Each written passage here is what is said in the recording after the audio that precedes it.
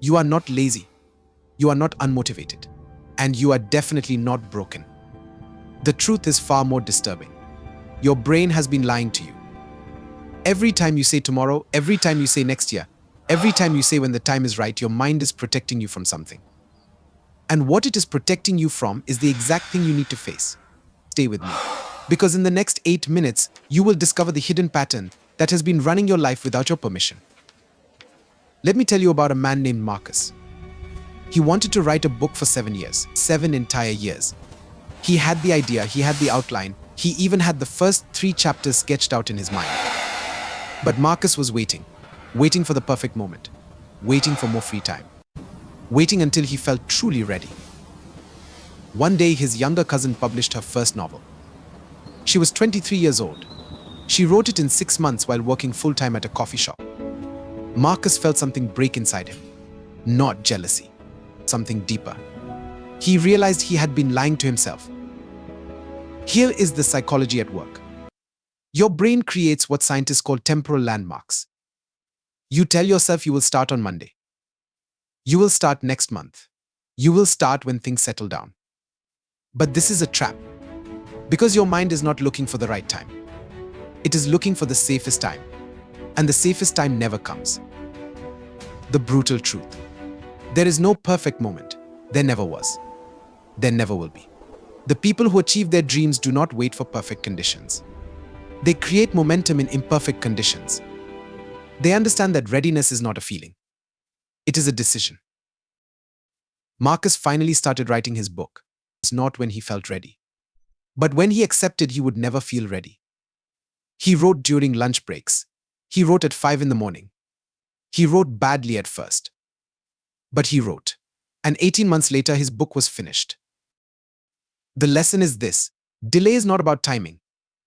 It is about fear disguised as planning. Now let me share something that might make you uncomfortable. You are addicted to comfort. Not in the way you think. You are addicted to the comfort of not trying. Because if you never truly go for it, you never truly fail. And your ego stays safe. There was a woman named Sarah. She worked in accounting for 12 years. She hated every single day of it. But she stayed. Why? Because she had a dream of becoming a photographer. And as long as that dream stayed a dream, it remained perfect, beautiful, untouchable. One evening, her best friend asked her a simple question. What if you try and you are amazing at it? Sarah laughed. But the friend did not. She asked again.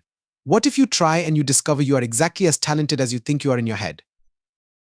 That question haunted Sarah for weeks. Because she realized something shocking. She was not afraid of failure. She was afraid of success. Success meant change.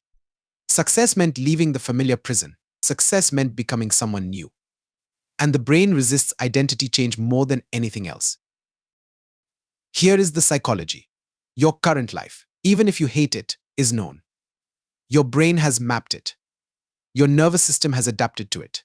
A dream, even a beautiful one, represents the unknown.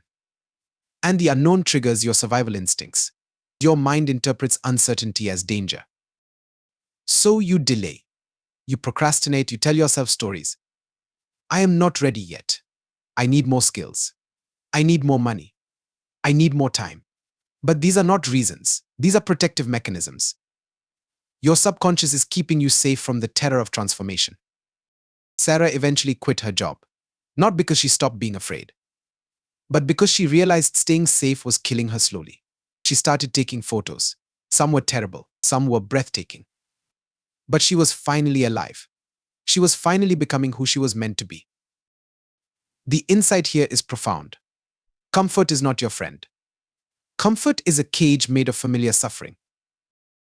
Let me tell you about someone you might know. Elon Musk. But not the version you see on the news. Before he became a billionaire, before Tesla, before SpaceX, he was a programmer with a comfortable job at a company he helped build. He could have stayed. He could have been very successful in a traditional sense. But he had dreams that did not fit his current identity. And here is what most people miss about his story. The hardest part was not starting the companies. The hardest part was letting go of who he was to become who he needed to be. There is a psychological concept called identity foreclosure. It means you lock into a version of yourself and then defend that version even when it limits you. You say things like, I am not the type of person who takes risks. I am not the type of person who speaks in public. I am not creative. I am too old. I am too young. These statements feel like facts. But they are not facts. They are beliefs. And beliefs are just thoughts you keep thinking until they become your reality. Every time you delay your dream, you are choosing your current identity over your potential identity. You are choosing the familiar you over the powerful you. And your brain loves this choice because it requires no change, no risk, no growth.